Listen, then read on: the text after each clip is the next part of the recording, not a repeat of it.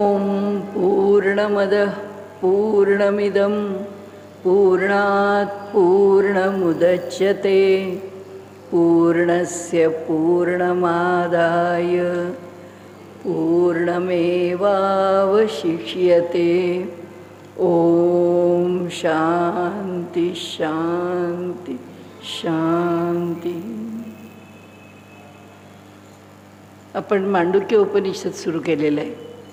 पहिल्या दिवशी म्हटल्याप्रमाणे सर्व उपनिषदांमध्ये सर्वात लहान असलेलं पण आशयाने गहन गंभीर असलेलं आणि फक्त तत्त्वज्ञानाची चर्चा असलेलं असं ह्या उपनिषदाचं स्वरूप आहे।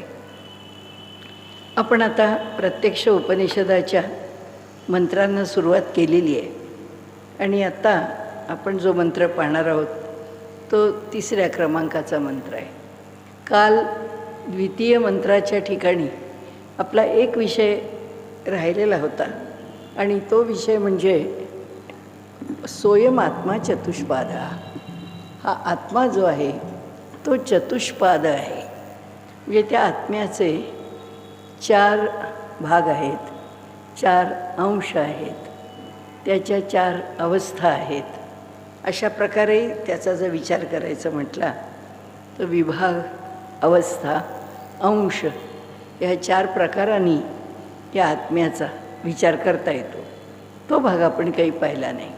तो 4 भागामध्ये 4 अंशामध्ये विभाजित आहे म्हणजे काय, त्याचा अर्थ आपण कसा लावायचा, ते कसं समजून घ्यायचं। त्यांनी असं म्हटलं आहे की बैलाला 4 पाय असतात तसे हे आत्म्याचे 4 पाय समजू नयेत।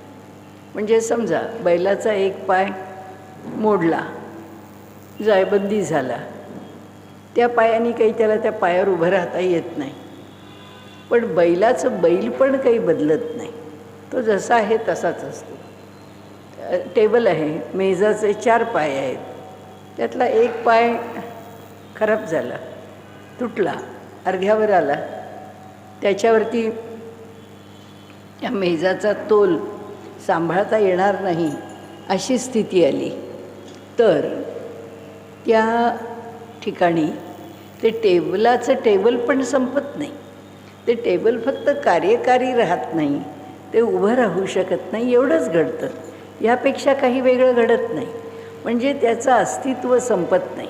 इथे आत्म्याचं तसं नाही आहे। या 4ही भागांना जर 4 पावल्या म्हटलं आपण तर त्या 4 पावल्या कशा आहेत 4 भागांच्या, त्या 4 पावल्यांच्यामध्ये तो रुपया पूर्ण होतो असं जर म्हटलं, त्या रुपयामध्ये 100 पैसे आहेत असं जर म्हटलं तर 100 पैशातला 1 पैसा जरी कमी असेल तरीसुद्धा तो रुपया पूर्ण होत नाही। किंवा त्या 4 पावल्यांपैकी 1 पावली जरी कमी असेल तरीसुद्धा तो रुपया पूर्ण होत नाही। याचा अर्थ असा आहे की त्या ठिकाणी आत्म्याचे सुद्धा हे जे 4 भाग मानलेले आहेत, आपण 4 विभाग केले आहेत, 4 अंश म्हटले आहेत, समजून घेण्यासारखे करता नाही आहेत।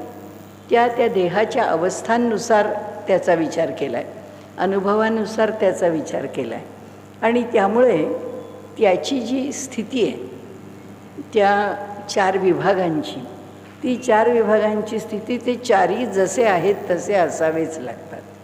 आपण पहिल्या दिवशी जसं म्हटलं ना की जागृती, स्वप्न, सुषुप्ती आणि तुर्यगा ह्या आमच्या देहाच्या अवस्था आहेत। तर या अवस्थांच्यामध्ये जो आमचा व्यवहार विभाजित आहे, अर्थात तुर्यगेत काही आमचा व्यवहार विभाजित नाही, पण आमचं दैनंदिन जीवनामध्ये जो जीव देहाच्या आश्रयाने राहतो तो देह या 3 अवस्थातून जातच असतो। त्यामध्ये जागृती, स्वप्न आणि सुषुप्ती या 3 अवस्था जशा देहाच्या आहेत तसं आता आपल्याला कळणार आहे पुढे की आत्म्याचं सुद्धा काय आहे, हा आत्मा किती प्रकारामध्ये विभाजित आहे।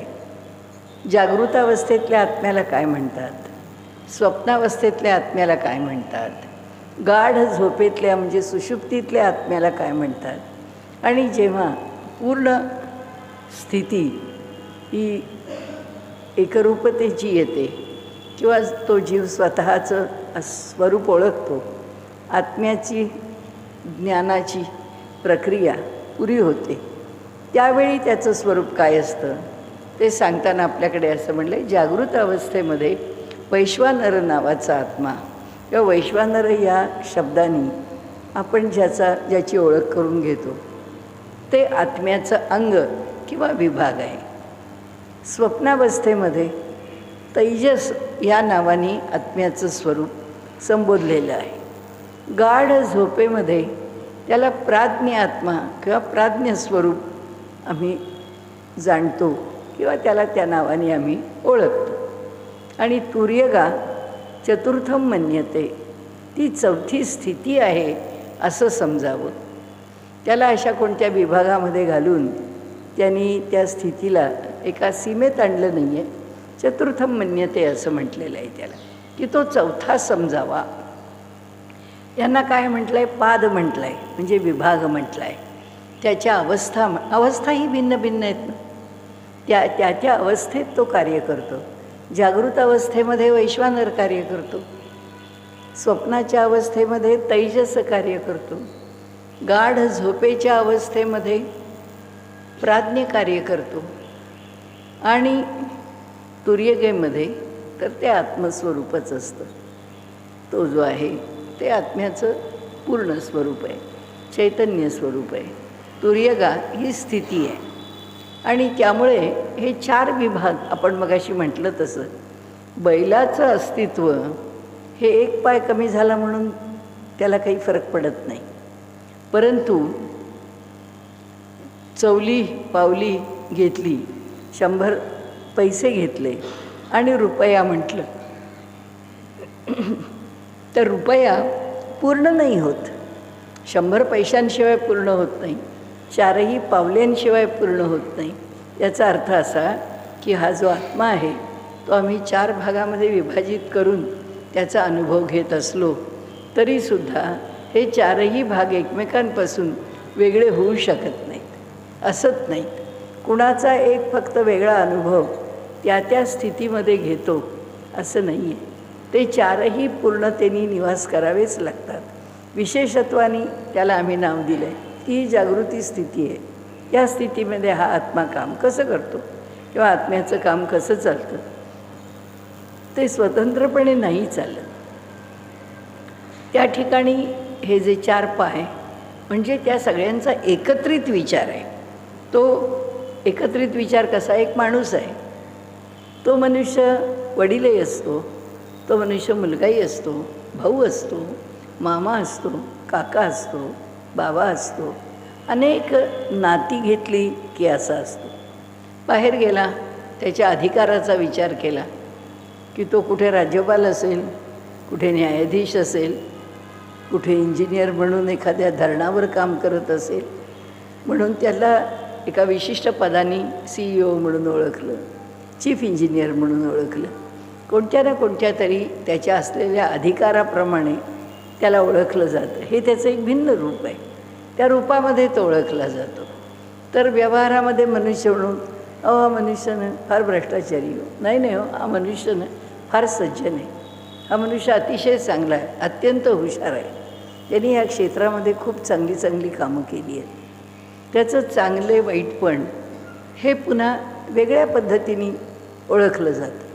म्हणजे ज्या क्षेत्रातून आम्ही त्याला ओळखायला जातो त्या क्षेत्रातून आम्हाला त्या व्यक्तीचं स्वरूप, त्याचे गुण, त्याची लक्षणं, त्याचा स्वभाव, त्याची प्रवृत्ती, त्याचा जीवनाकडे पाहण्याचा दृष्टिकोन, या सर्व गोष्टी त्या ठिकाणी येतात आणि त्या सर्व गोष्टींचा विचार तिथे करता येतो. आणि ते सगळं त्याचंच आहे, त्याच्यापासून काही वेगळं नाही आहे.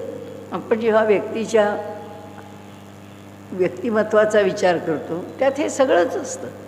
तो घरातला मनुष्य असतो, तो समाजात वावरणारा मनुष्य असतो, तो आपल्या कार्यक्षेत्रामध्ये कार्य करणारा मनुष्य असतो, तो अध्यात्माच्या क्षेत्रामध्ये जर काही त्याची रुची असेल तर त्या ठिकाणी आपला अभ्यास करणारा आणि ज्ञान मिळवणारा असतो. तसंच त्याचा काही अनुभव असतो, तो अनुभव तो घेत राहतो. आता तो टप्पा त्या अनुभवाने पुढे जाऊन परमात्मा प्राप्ती करणं वगैरे ही आणखीन पुढची गोष्ट झाली. परंतु एका व्यक्तीची ही जशी भिन्न भिन्न रूपं आपल्याला पाहायला मिळतात, तसंच आहे या आत्म्याच्याकडे ही अशी भिन्न भिन्न कामं आहेत. ती कामं अशी स्वतंत्रपणे हे काम करायला आत्मा गेला नाही तर बाकीच्यांचं काही तिथे देणं घेणं नाही असं नाही. ते सगळे एकत्रित आहेत, ते सगळं समन्वयाने आहे.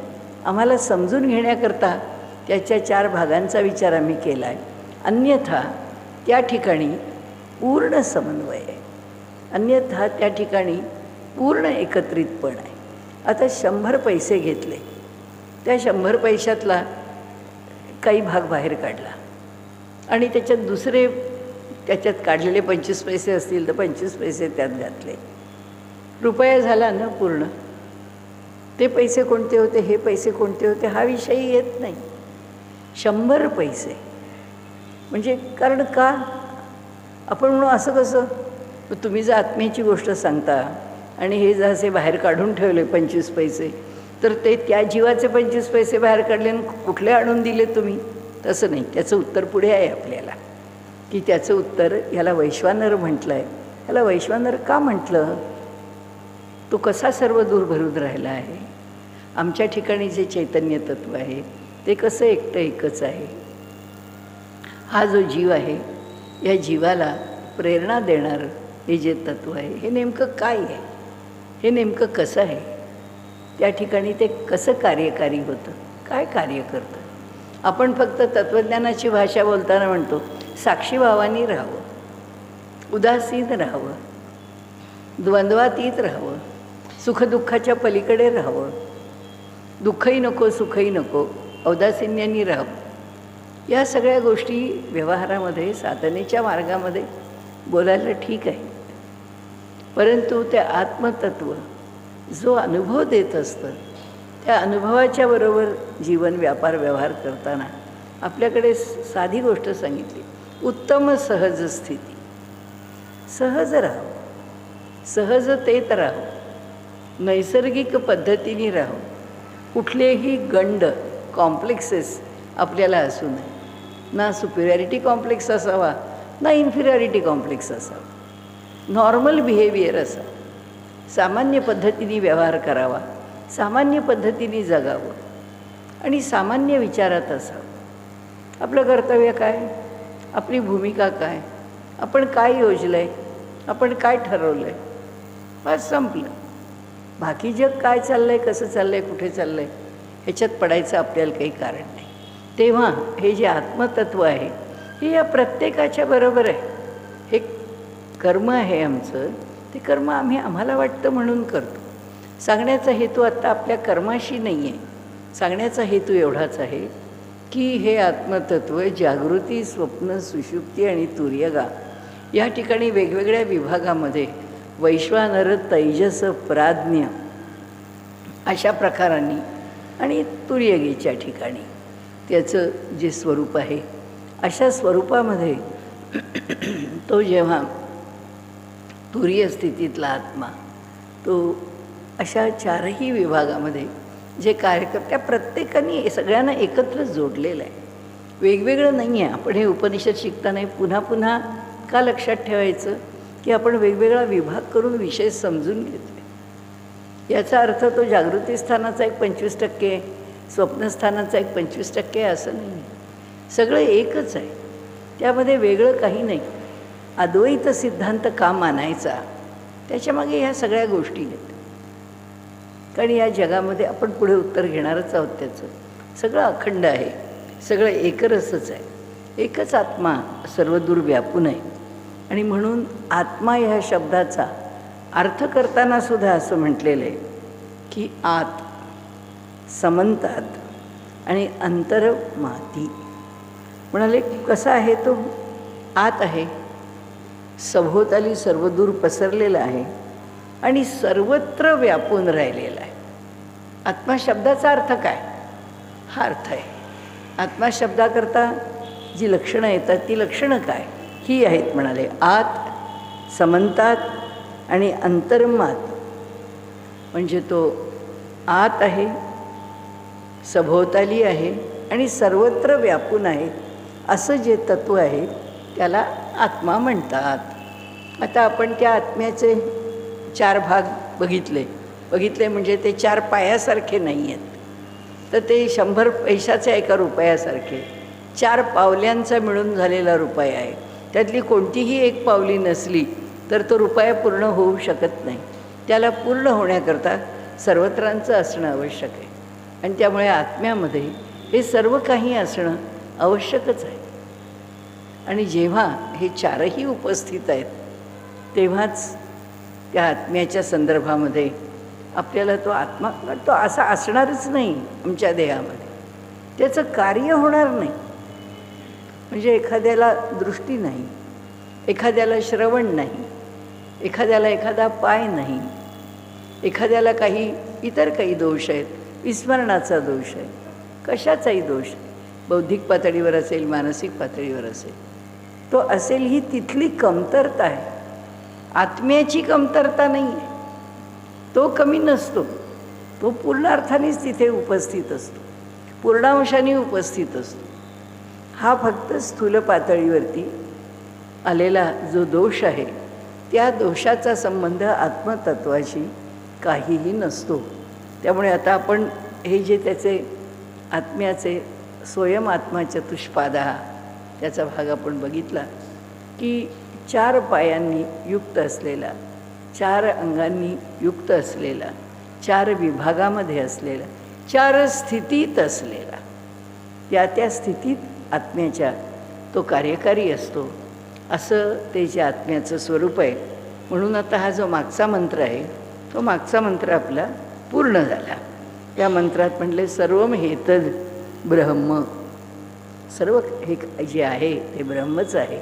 अयम आत्मा ब्रह्म, हा जो आत्मा आहे तो ब्रह्मच आहे.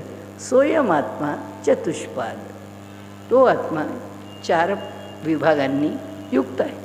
म्हणजे आमचं उपनिषद आता काय पुढे सांगणार आहे ते 4 विभाग कोणते आहेत आणि त्या 4 विभागानुसार काय अनुभव आहे. तर आता जो पुढचा मंत्र आहे तो आता प्रथम पाद, आत्म्याचे जे 4 पाद, 4 विभाग, 4 अवस्था, 4 अंश, त्याच्याविषयी आता त्यातल्या पहिल्या अंशाविषयी बोलत आहेत.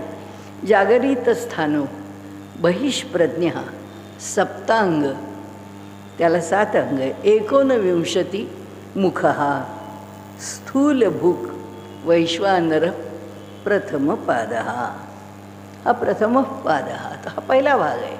काय आहे त्याचं स्थान कोणतं आहे? जागृती हे स्थान आहे. आपण जे आत्ता वावरतो आहे अशी ही जी जागृत अवस्था आहे हे स्थान आहे. त्यानंतर बहिष्प्रज्ञ, हा सगळा स्थूलाचा, हा बाहेरचा, या जगाचा, व्यवहाराचा उपभोग घेणारा, जाणणारा, त्याच्यामध्ये व्यवहार करणारा असा आहे. सप्तांग, त्याच्या ठिकाणी 7 अंग आहेत, तो 7 अंगांनी युक्त आहे. 7 अंग डोकं आहे, मान आहे, छाती आहे, पाठ आहे, पोट आहे, हात आहे, पाय आहे, अशी त्याची 7 अंग आहेत. त्यानंतर 29 मुख, त्याला 19 मुख आहेत. हे कोणाचं वर्णन चाललं आहे आता आपण बोललो आहे म्हणून लक्षात ठेवायचं, ते आता पुढे सांगणार आहेत की वैश्वानर नावाचं जे आत्म्याचं स्वरूप आहे तो कसा आहे, तो कुठे काम करतो, तो जागृत स्थानामध्ये काम करतो, त्याच्या ठिकाणी अनुभवाची स्थिती काय आहे, तर तो सगळं हे बाह्य जगातलं व्यवहार जाणतो. आपण म्हणतो ना की विज्ञानामध्ये, केमिस्ट्रीमध्ये वेगवेगळ्या प्रकारांनी आम्ही विषयांचा जेव्हा परामर्श घेतो तेव्हा म्हणतो काय करतो, त्याच्या मेटल्सचा विचार करतो, त्याच्या ठिकाणी एलिमेंट्सचा विचार करतो. त्याच्या ठिकाणी केमिस्ट्रीमध्ये आपला ती कक्षा आहे, तो विषय आहे. फिजिक्ससारखा विषय घेतला तो या भौतिक जगाचा विचार करतो, या भौतिक जगाचे नियम मांडतो, त्याची ती कक्षा आहे, त्याचं ते सीमित असं काम आहे. आणि मग जेव्हा लक्षात येतं की हा विषय जो आहे हा विषय अशा अभ्यासातून आम्हाला कळत नाही, हे पुरेसं होत नाही, मग त्याच्या शाखोपशाखा निर्माण होतात. केमिस्ट्री आहे, आम्हाला एवढंच बघून चालत नाही, आम्हाला त्याची पुन्हा कोणत्या ना कोणत्या प्रकारात तत्त्वज्ञानाची बैठक समजून घ्यावी लागते. आणि केवळ त्याची केमिस्ट्री ही एवढी तिथे पुरी होत नाही. मग पुन्हा त्याची फिजिकल केमिस्ट्री आली, त्याची अनेक प्रकारांनी त्याचे विभाग करत त्या केमिस्ट्रीचा विचार करणं आलं. की ऑर्गॅनिक, कारण नाही झालं, इनऑर्गॅनिक, त्यांनी भागलं नाही. अशा अनेक गोष्टी आहेत की ज्या त्याकरता कार्यवाहीत येतात. असो, पण सांगण्याचा हेतू असा आहे की जागृत स्थितीमध्ये आपण जे स्थूल सगळं जगत आहे त्या स्थूल जगताचा आपण विचार करतो. म्हणून फिजिक्समध्ये सुद्धा आपल्याला ॲटम शोधायचा आहे. नाही तो इतका सूक्ष्म आहे, तो कसा करणार? नाही, त्याला ह्या स्थूल जगतामध्ये आम्ही त्याला कसं जाणू शकतो? कुठपर्यंत जाणायला गेलो आम्ही? ॲटॉमिक स्ट्रक्चर जाणायला गेलो, त्या स्ट्रक्चरमधला इलेक्ट्रॉन, प्रोटॉन, न्यूट्रॉन सगळ्यांना जाणार.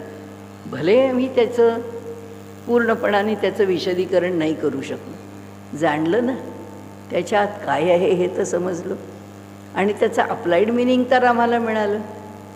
कारण तसं जर कळलं नसतं तर ॲटम बॉम्ब तयारच झाले नसते, त्याचे गुणधर्मच जर कळले नसते तर अशा प्रकारे न्यूक्लिअर बॉम्ब्स तयारच झाले नसते, न्यूक्लिअर वेपन्स आलीच नसती.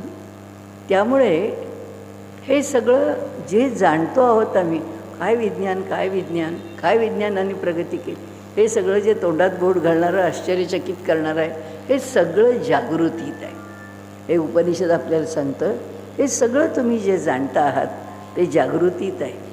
ही जागृत म्हणजे फक्त डोळे उघडे आहेत म्हणून जागृत नाही, ही स्थूल स्थिती आहे. या स्थूल स्थितीमध्ये आम्हाला त्याचं एक आणखीन सूत्र घेतलं तरी चालेल. या स्थूल स्थितीत आम्ही त्या स्थूलाला कसं जाणण्याचा प्रयत्न करतो? कार्यकारण भावामध्ये, की अरे इथे दही झालेलं दिसतंय, म्हणजे याचा अर्थ असा दुधाला विरजण लावलं आहे, त्या दह्यावर साय आणि ते दही घुसळलं आहे, ताक झालं, त्या ताकावर लोणी आलं. अरे हे केलं, अशा प्रकारच्या प्रक्रियेतून दही गेलं की लोणी अलग होतं. हे लोणी आहे, कढवलं, त्याचं तूप होतं. काय? कार्यकारण भाव आहे. आपलं नेहमीच आपण बोलतो तसं भोंडल्याचं गाणं आहे की याच्यानंतर ते, त्याच्यानंतर ते, त्याच्यानंतर ते, हा कार्यकारण भाव आहे. सांगण्याचा हेतू असा की इतक्या आम्ही पुढे गेलो, इतकं आम्हाला समजत गेलं, म्हणजे काय हो? म्हणजे तर हे सगळं किती सूक्ष्म आहे, काय विज्ञानाचा विचार आहे, काय त्यांनी पल्ला गाठला आहे, काय त्यांनी सृष्टीच्या पुष्कळ परिसीमेपर्यंत जाऊन विषयाचं ज्ञान मिळत नाही. हे तरीसुद्धा सगळं स्थूलातच आहे. आणि त्यामुळे एक लक्षात घ्यावं की जागृतीची व्याप्ती काय आहे हे उपनिषदांनी या स्थूल पातळीवर आपल्याला सांगितले की काय व्याप्ती आहे याची, कुठपर्यंत हे पुढे जातं. म्हणून इथं स्थूल भूक हा फक्त स्थूलाचा उपभोग घेणार आहे. स्थूलाचा उपभोग घेणार आहे म्हणजे हे सगळं जे जे काही आम्ही करतो आहोत ते सगळं स्थूलाच्याच पातळीवर आहे. म्हणजे आपल्या तत्त्वज्ञानाच्या भाषेत मला आवडणारं वचन आहे. गोरक्षनाथ म्हणतात, जो आ गया सामने दे दे उसे तू छकड. म्हणाले जे तुला काही अनुभवाच्या रूपाने समोर आलं आहे असं वाटतं ते बाजूला कर. का? आणि ते पुन्हा स्थूलच आहे, त्याच्या पलीकडे पुन्हा काहीतरी आहेच. कार्यकारण भावाचा विचार संपतच नाही. तू कितीही पुढे गेलास तरी हे त्याचं कारण आहे, हे त्याचं कार्य आहे, हे त्याचं कारण आहे, हे त्याचं कार्य आहे.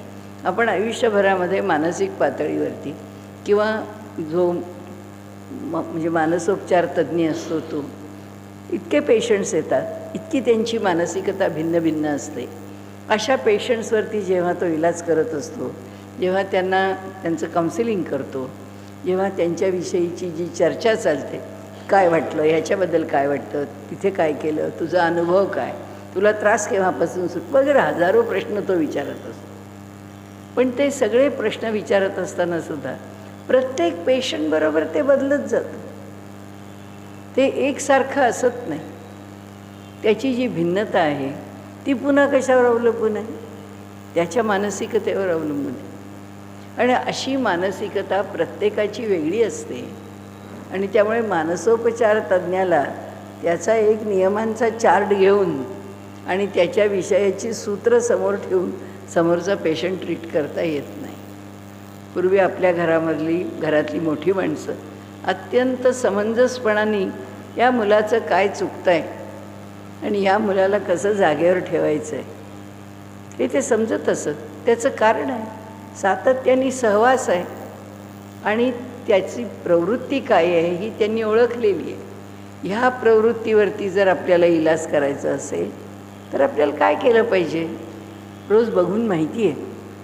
विषय तो नाही मला आपल्या पुढे मांडायचा.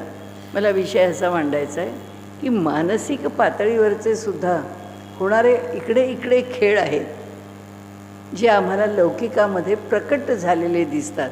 ते प्रकट खेळसुद्धा स्थूलच आहेत.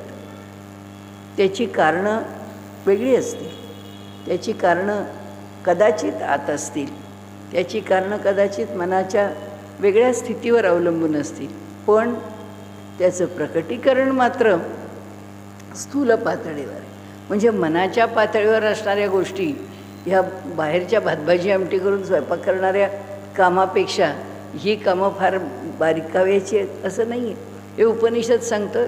सगळ्या आम्ही भजन करतो, पूजन करतो, तीर्थयात्रा करतो, हिंडतो फिरतो, मला हे आवडतं, मी हे खातो, मला ह्याचा सुगंध आवडतो, ते अत्तर मला आवडत नाही, ते परफ्यूम मी वापरत नाही. नंतर मला माझी आसनं, माझं बसायची बसकर किंवा जे काही स्थान आहे बसण्याची जी काही कोच आहेत, कोणाकडे खुर्च्या आहे, त्या खुर्च्यांचं स्वरूप काय असावं, त्या कोचाचं स्वरूप काय असावं, या सगळ्याच्या विषयी प्रत्येकाकडे वेगळं निगळं आहे. आणि हे सगळं जसं स्थूल आहे की मला भात आवडतो, मला पोळी आवडत नाही, मला गोड आवडतं, मला तिखट आवडत नाही, मला असं काही केलं की राग येतो, मला बिलकुल सहन होत नाही. मनुष्य अनेक प्रकारांनी अनेक गोष्टी सांगतो. ते म्हणाले हा सगळा स्थूलाचाच भोग आहे. हे सगळं स्थूलच आहे, हे सगळं स्थूल पातळीवर आहे.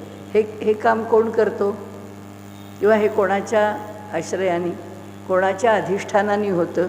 हे वैश्वानराच्या अधिष्ठानाने होतं. हा वैश्वानर नावाचा स्थूल भूक वैश्वानर हा प्रथम पाद. हा वैश्वानर त्या आत्म्याचा प्रथम पाद आहे. म्हणजे पहिला विभाग आहे असं समजावं. पहिला विभाग म्हणजे आपल्याला समजावून देण्याकरता शब्दात काहीतरी यावं लागतं आणि शब्दात येताना काहीतरी मर्यादा पडतात आणि त्या ज्या मर्यादा असतात त्या मर्यादांमध्येच विषय मांडत पुढे जावं लागतं. त्यामुळे आता इथे त्यांनी काय सांगितलं की हा बहिष्प्रज्ञ आहे. जागृती स्थानो, जागृती ह्या स्थितीमध्ये आहे. त्याचं स्थान कोणतं आहे?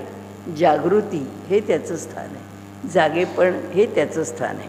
बहिष्प्रज्ञ हा बाहेरच्या या सर्व गोष्टींचा तो उपभोग घेत असतो. आम्ही गाणं ऐकतो, कुणी किंवा अगदी व्याख्यानासारखी गोष्ट घ्या, प्रवचनासारखी गोष्ट घ्या.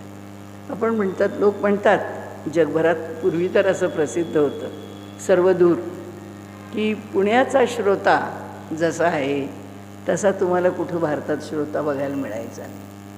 तर समोर बसलेला श्रोता इतका चाणाक्ष आहे, इतका विचक्षण आहे की तुमचं अक्षर ना अक्षर तो वाचतो.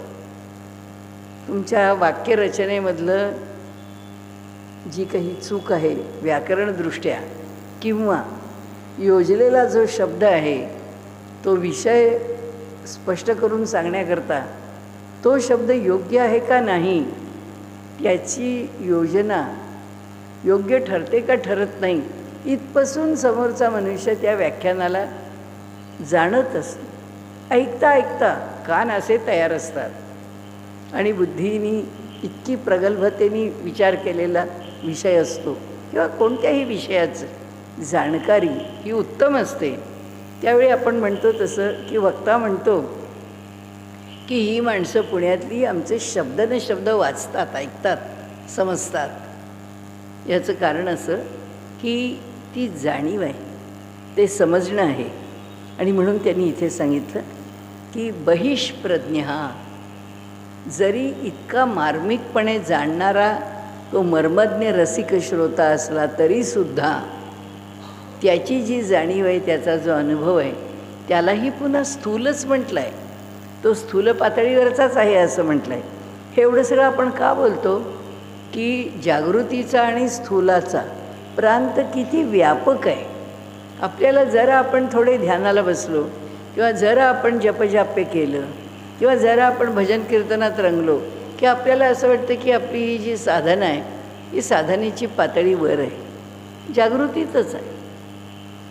ते सांगतात हा सगळा विषय जागृतीतच चालू आहे. हा पुढे केव्हा जाईल बघू आपण, पण आत्ता तरी त्या विषयाचं जे स्वरूप आहे ते जागृतीतच आहे. आता ते म्हणाले याला वैश्वानर का म्हणतात. त्याचं कारण असं की तो आम्हाला अनेक योनींमधून फिरवत असतो. आम्ही ज्या भिन्न भिन्न योनीतून जातो त्या जे जे आम्हाला वेगवेगळे जन्म घ्यावे लागतात ते सगळे वेगवेगळे जन्म ज्याच्यामुळे आणि ज्याच्याबरोबर होतात तो हा वैश्वानर आहे. तो आम्हाला योनीतून फिरवतो आणि आमच्याबरोबर फिरतो. आमच्या हृदयामध्ये तोच निवास करून राहतो आणि म्हणून त्याला वैश्वानर म्हटलेलं आहे. अहम वैश्वानरो भूत्वा प्राणीनाम देहम आश्रिता. प्राण्यांच्या देहाला आश्रय होऊन मी राहतो आणि त्या मला वैश्वानर म्हणून लोक ओळखतात. तर म्हणाले इथे त्याला म्हणून वैश्वानरी संज्ञा प्राप्त झाली आहे. हा कसा राहतो या संबंध सृष्टीमध्ये. ही सगळी सृष्टी, हे जे ब्रह्मांड आहे ना, या सगळ्या ब्रह्मांडाला चालवणारा, त्याच्यामध्ये भरून राहिलेला आणि कार्यकारी असलेला असा जे चैतन्याच्या स्वरूपामधला आत्मा आहे किंवा त्या आत्म्याचं असणं आहे, कार्य आहे, ते काय आहे किंवा तो कसा आहे. तर म्हणाले व्यापकतेने आमच्या प्रत्येकाच्या अंतर्यामी तोच भरून राहिलेला, सगळ्यांच्या ठिकाणी तो भरलेला आहे. या विश्वामध्ये, ह्या समष्टीमध्ये अगदी डोंगर दऱ्या खोऱ्या कुठल्या कुठे या ब्रह्मांडाचा विचार केला. आम्ही ज्या ब्रह्मांडामध्ये राहतो आहे तिथले आकाशगंगा आहे, तिथे वेगवेगळ्या ठिकाणं आहेत, तिथे ग्रहगोल तारे आहेत, कुठे वेगवेगळ्या वस्त्या आहेत, खालपासून वरपर्यंत तिथे एक एक असं वेगवेगळं जीवन कुठे वसलेलं असेल. आमच्यासारख्या अशा ग्रहमाला असतील, जे जे काही आहे त्यात फक्त तोच भरून आहे, त्याच्याशिवाय कोणी नाही आहे. म्हणजे अखंडतेने तो भरून राहिलेला आहे. आता आपण इथे एवढे जण बसलेले आहोत, ते इथलं हे सगळं वातावरण आहे. इथे एवढी झाडं झुडपं, इतका सुंदर बगीचा आणि इतकी प्रसन्नता, हे सगळं काय त्याचं रूप. आपल्याला कळत नाही आहे, आपण एकमेकांपासून वेगळे आहोत हीच आपली जाणीव आहे. पण ही जाणीव जर निघून गेली आणि आपल्याला जर ते आत्मतत्व समजलं तर काय होईल. त्याला हे सर्व विश्व एकच आहे असं वाटतं. योगी अरविंदांनी एक आपला अनुभव लिहिला आहे.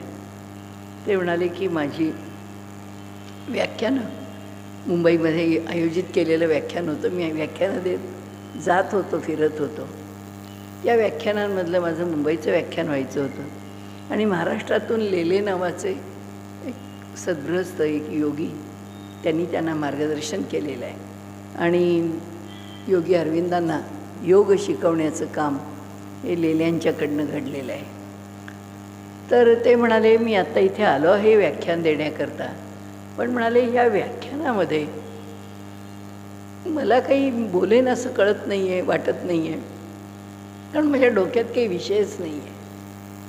तर मी जाऊन तिथे बोलू का, मी आत्ता अगदी रिकामा आहे पूर्णपणे. त्यामुळे तू काहीच काळजी करू नकोस, तिथे गेलास की तुला जे सुचेल ते तू बोलशीलच, ते तुला कळेलच. योगी अरविंद जेव्हा तिथे व्याख्यानाकरता गेले आणि व्याख्यानाकरता उभे राहिले, त्यांची मनस्थिती पूर्ण बदलून गेली, पूर्ण बदलली. आणि माहीत नाही ते काय बोलले, कसं बोलले. त्यांच्या ठिकाणी ते नव्हते, ते कुठे होते. चतुर्थम मन्यते, ही एक जी अवस्था आहे, जी अवस्था या जगातल्या या तिन्ही जागृती, स्वप्न, सुषुप्तीच्या पलीकडची अवस्था आहे, त्या अवस्थेमध्ये जाऊन जेव्हा ते बोलले, तेही त्यांचं व्याख्यान खूप त्यांच्या गाजलेल्या व्याख्यानांपैकी एक आहे. पण ते जेव्हा परत आले आणि ज्या घरात ते उतरलेले होते त्यांच्या गॅलरीमध्ये त्या घराच्या उभे राहिले, रस्त्यावर बघत होते आणि ते म्हणाले, माझी स्थिती अशी होती की मला कोणतंही झाड, जाणारा खालून माणूस, गाड्या, वाहनं, सगळंच्या सगळं मी पाहतो आहे, पण मला एक कळत होतं की हे एकमेकांच्यापासून वेगळं नाही आहे, मी ह्यांच्यापासून वेगळा नाही आहे, आम्ही सगळे कोणत्या तरी एका तत्वात आहोत. आणि मला जाणवलं की मी ह्या सृष्टीपासून भिन्न नाही, सर्वदूर ते एकच एक तत्व भरून राहिलेलं आहे. आमच्याचसारखे त्या घरात उतरलेले, पण त्यांची स्थिती मात्र भिन्न.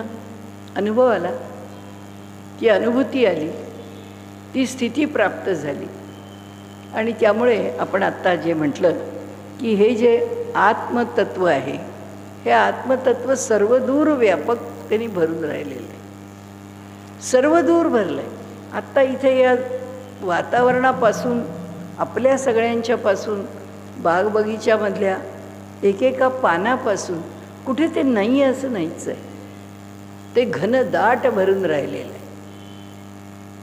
आणि त्यामुळे त्याला वैश्वानर असं म्हटलं की तोच आहे, त्याच्याशिवाय दुसरं कोणी नाही, त्याच्याशिवाय दुसरं काहीच नाही. म्हणून विश्वानर किंवा वैश्वानर असं त्याच्याबद्दल संबोधलं जातं. म्हणजे मग आता आपल्याला सृष्टीच्या उत्पत्तीच्या प्रक्रियेमध्ये जेव्हा तो वैश्वानर आहे, हे सगळं जग म्हणजे दुसरं काही नाही, तोच आहे. हे सगळं जग म्हणजे आपला एकमेकांशी सुसंवाद का होऊ शकतो, हे सगळे प्राणी, ही सगळी सृष्टी एकमेकांच्यावरती अवलंबून का असते, कशी असते, ह्या सगळ्याची उत्तरं जेव्हा आपण शोधायला लागतो, नुसतं कशी अवलंबून असते हा त्याचा फार वरवरचा विचार झाला. पण ही सृष्टी जी तादात्म्य एकमेकांशी पावलेली राहते, एकमेकांशी जोडलेली राहते, अद्वैत भावानी एकरूप राहते, हा अनुभव घेण्याचा विषय. हा अनुभव घेतला मनुष्याने की त्याला तो वृक्ष बाजूला आहे, वेगळा आहे असं वाटतं. त्या वृक्षाला जाणीव आहे. कदाचित मी ती कथा सांगितली असेल, नाही मला माहीत नाही. एकाने इतक्या शिताफीने खून केलेला होता की कोणत्याही प्रकाराने त्या खुनाचा पुरावा मिळतच नव्हता.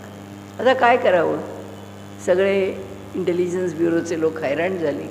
आता कुठून त्याचा शोध घ्यावा आणि कसं ते जाणावं की कोण त्याचा जे खुनी आहे.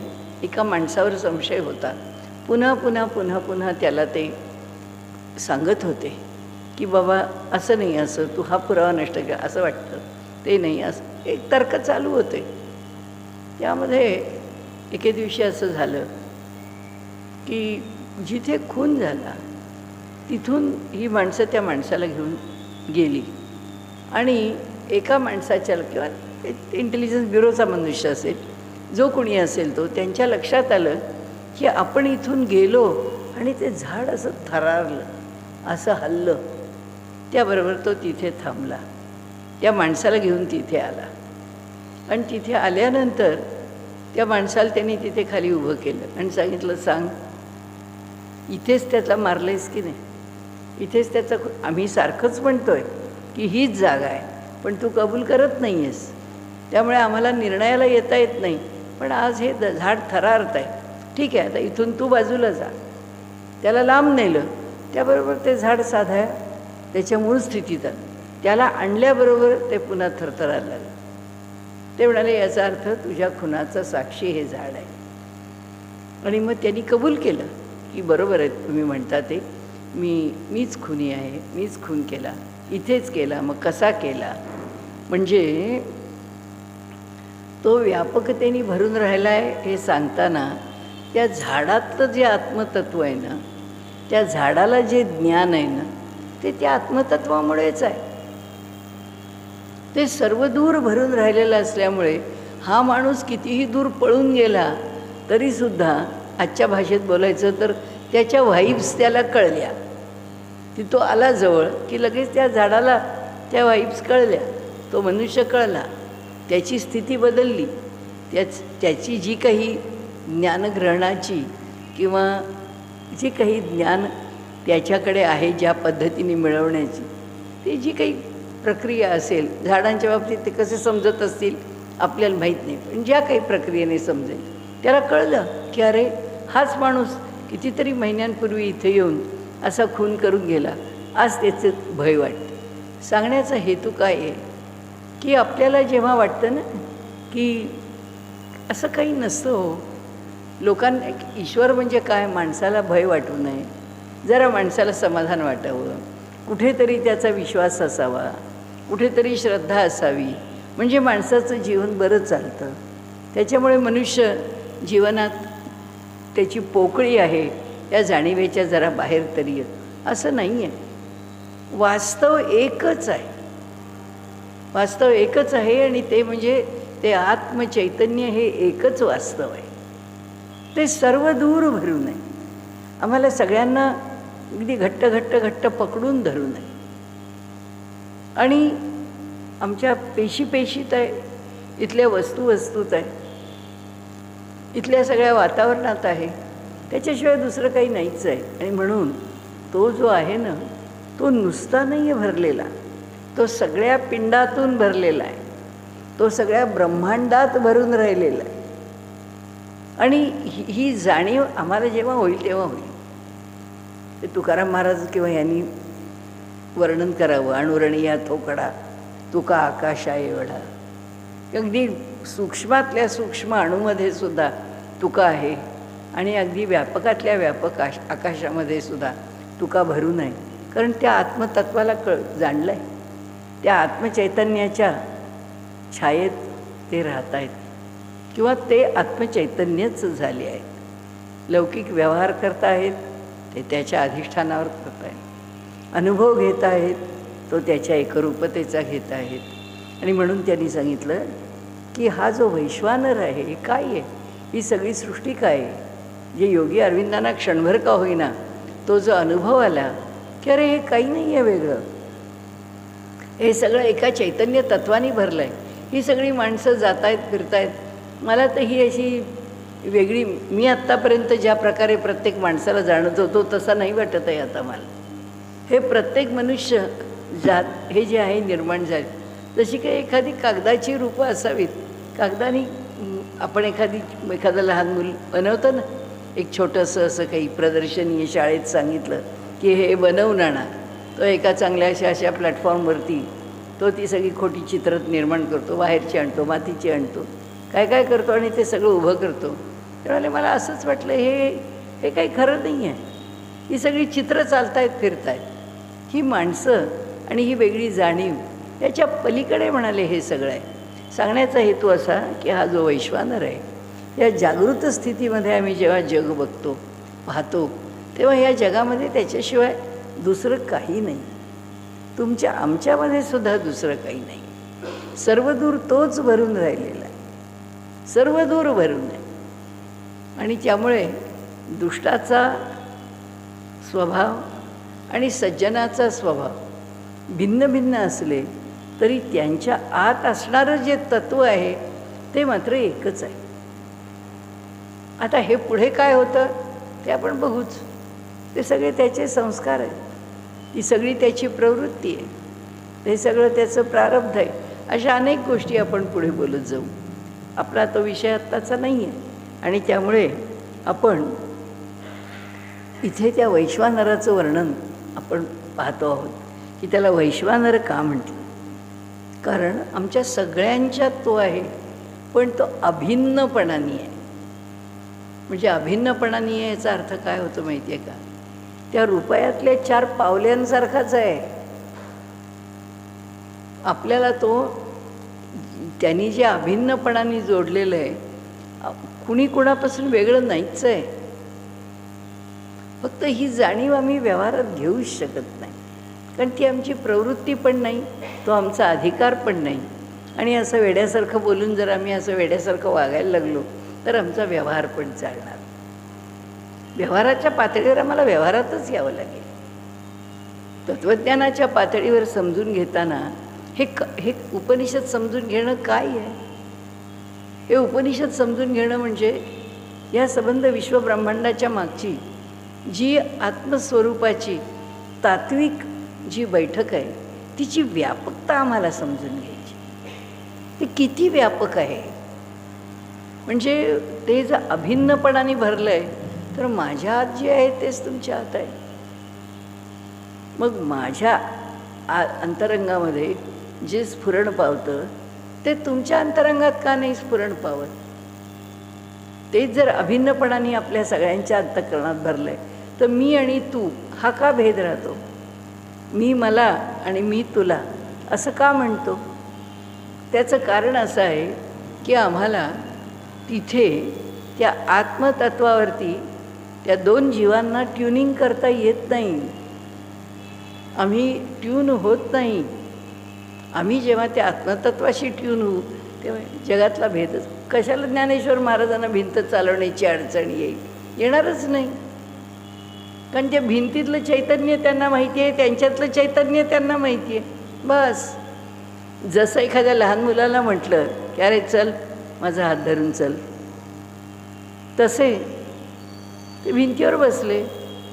तो चांगदेवाला मोठा सिंहावरती बसून हातात सर्पाचा नागाचा चाबूक घेऊन की यांना कळा बघावं यांनी की मी कसं पशु पक्षी प्राणी सृष्टी आणि आयुष्य 1400 वर्षाचं आहे, एवढं सगळं मी जिंकलं आहे.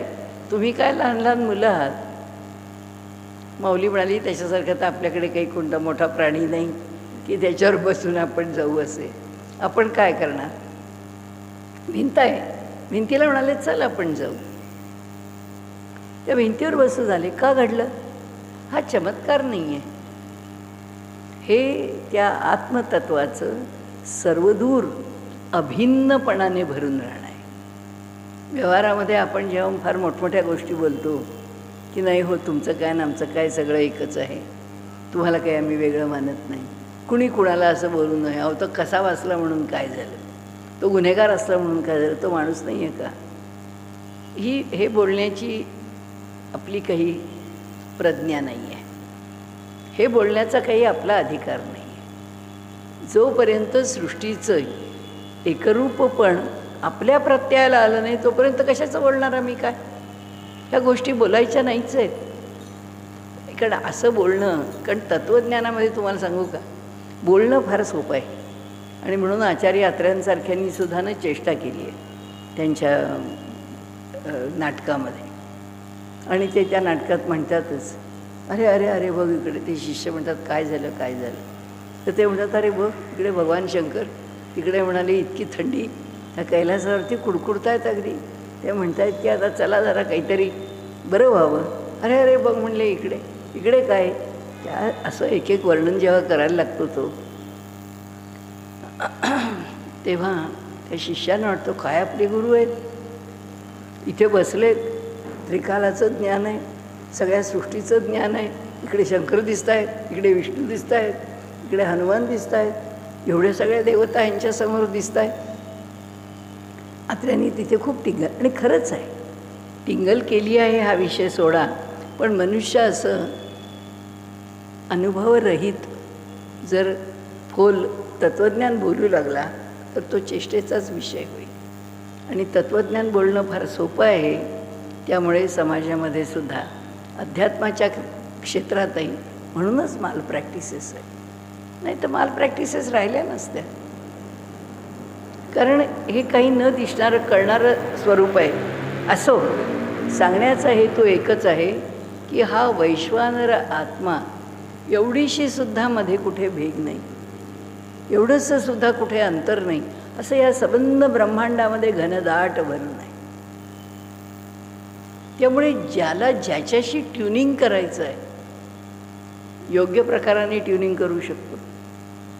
योग्य म्हणजे शत्रुत्वाने करायचं असलं तरी सुद्धा करू शकतो. नाही तर या जारण मारण उच्चाटन विद्या कशाला आल्या असत्या. कारण संपवायचं आहे ना त्याला. त्याच्याकरता बरोबर त्याचा वेध घेतला जातो. त्यात अहो अशा विद्या असतात का? का नसतात?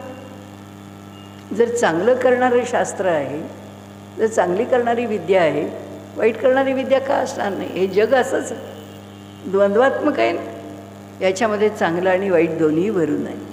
आणि त्यामुळे ते गल्लत नाही. कशाकरता आपण हे बोलतो की आपल्याला उपनिषद सावधानतेचा इशारा देत आहे, गल्लत करू नका. सर्व दूर जर काही असेल तर तेच भरलेलं आहे, तेच घनदाट भरलेलं आहे. तुम्ही नावाचं वेगळं अस्तित्व काही नाही आहे. आणि त्यामुळे त्याला जाणा ही जी भूमिका आहे, ती भूमिका ह्या वैश्वानर शब्दाची. आपण वैश्वानर बघितला. जागृती स्थान आपल्याला माहिती आहे. जागृती, आपण सगळे जागृतीत व्यवहार करतो. स्वप्नात चालणारा कोणी असेल, झोपेत चालणारा कोणी असेल तर वेगळी गोष्ट आहे. स्वप्नात बोलणारा, झोपेत चालणारा. पण लौकिकामध्ये तर आपला व्यवहार जागृतीतच होतो. त्यामुळे त्यांनी सांगितलं, आत्ता जो विषय मी मांडतो आहे हा जागृत स्थान, याचं स्थान जागृती हे आहे. ह्या आत्म्याचा विषय मी ह्या जागृतीमध्ये सांगतो आहे, ही जागृत स्थिती सांगतो आहे. नंतर म्हणाले काय आहे? बहिष्प्रज्ञा. ह्याच्या ठिकाणी हे सगळं लौकिकातलं जाणून घेण्याचं सामर्थ्य आहे. आणि म्हणूनच आत्ता आपण जे बोललो ना, बरोबर त्याच्या त्याची दुसरी बाजू, तो आत्ता अगदी घनदाट भरून राहिला आहे सगळीकडे. आमच्या सगळ्यांमध्ये तो एकच व्यापून आहे. सगळं एकच व्यापून आहे, तर मग जाणण्याचं काय राहिलं? त्याने म्हटलं तसं नाही आहे. तो सगळीकडे जरी घनदाट भरला तरी काल ज्या मीचा आपण उल्लेख केला की आमच्या सर्वांच्यामध्ये भरून राहिलेला मी आणि माझ्यातला मी, म्हणजे मी कल्याणी, माझ्यातला मी ज्याला माझं, हे माझं आहे, हे माझं आहे, माझं नाव कल्याणी, असं जेव्हा मी सांगते त्यावेळी तो माझा मी कोण आहे? माझा अहंकार आहे.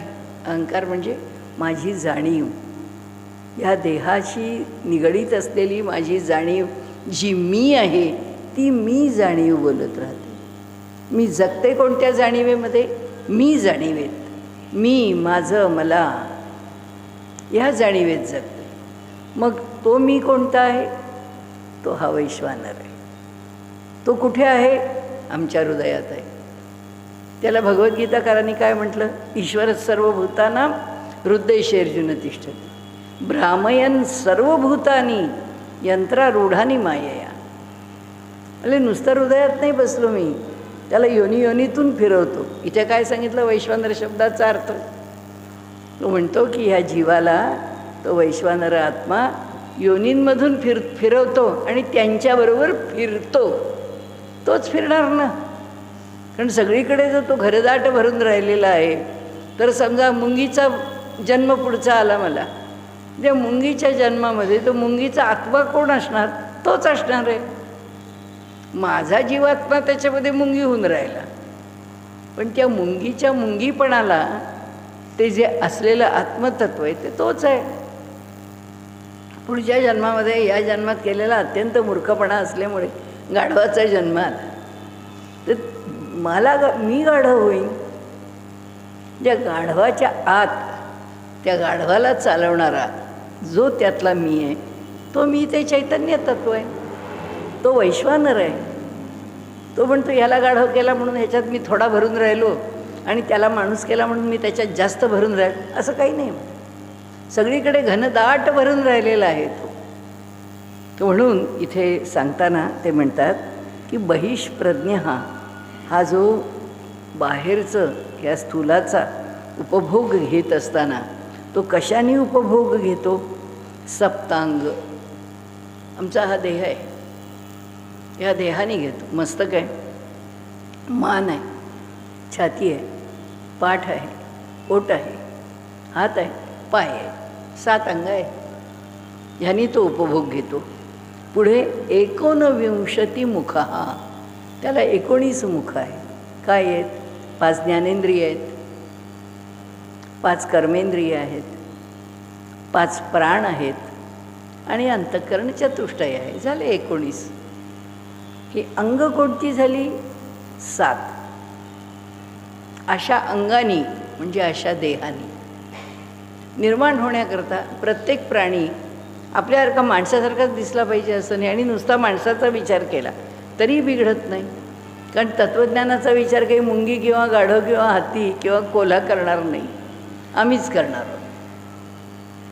त्यामुळे आमच्या शरीराचा विचार करून जरीही आमची 7 अंग आहेत असं म्हटलं तरी काही बिघडत नाही.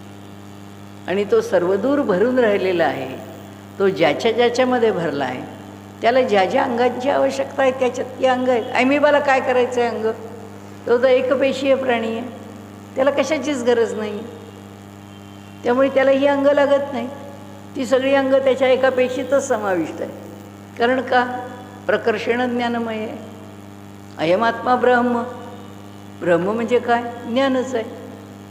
त्यामुळे फरक काही पडत नाही. पण असो तर आपल्याला काही पुन्हा ज्ञानेंद्रियन कर्मेंद्रियन सांगायची गरज नाही. 5 ज्ञानेंद्रिय आहेत, 5 कर्मेंद्रिय आहेत, 5 प्राण आहेत आणि अंतःकरण चतुष्टायी आहे. आता ज्ञानेंद्रियांनी हे जग भोगतो, हो भोगतो ना.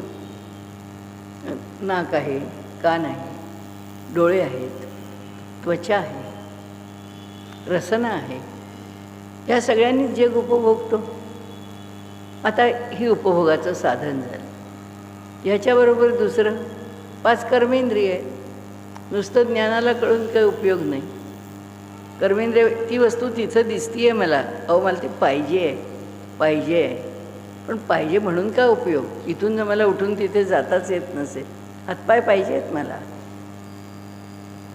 मला वाणी पाहिजे म्हणजे रसना पाहिजे, वाचा पाहिजे.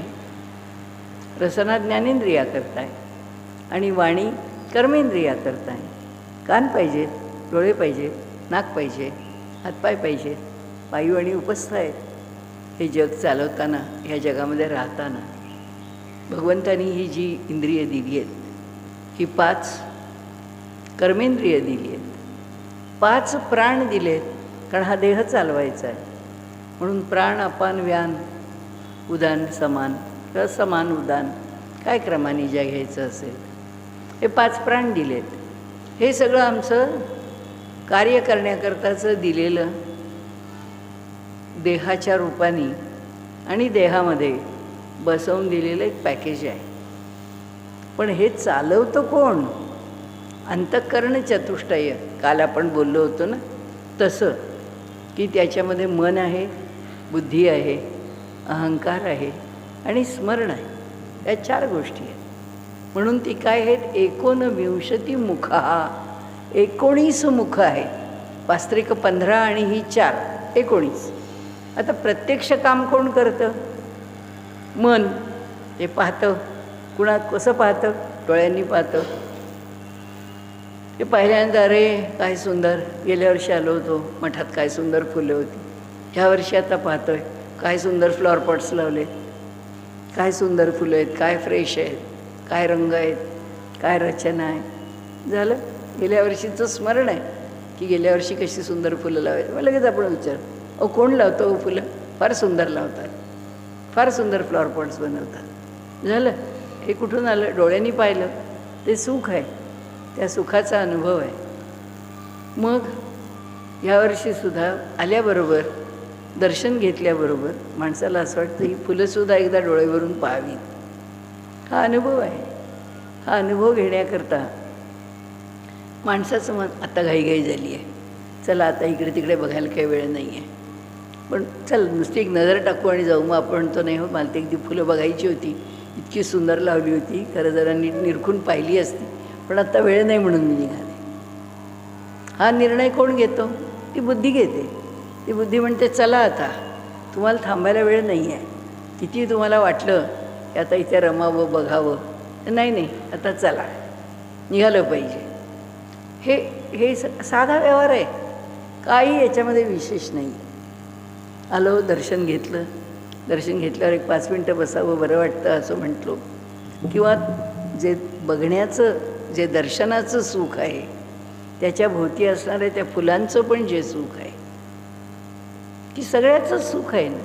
त्या वातावरणाचं सुख आहे, त्या प्रसन्नतेचं सुख आहे, तिथे असणाऱ्या सौंदर्याचं सुख आहे, सगळ्याचं आस्वादन आहे. आणि ते सगळं आपल्या मनाला प्रसन्न करतं. म्हणून आपल्याला दर्शनसुद्धा आपल्या मनाला अधिक प्रसन्न करतं. त्या सगळ्याचा परिणाम आपल्या दर्शनावर पण होतो. हा भोग आहे. हा भोग कशाचा आहे? 19 मुखा, अशी 19 मुखं दिली आहेत आम्हाला. दर्शन करायला आलो, कोणतं मुख हवं आहे आम्हाला?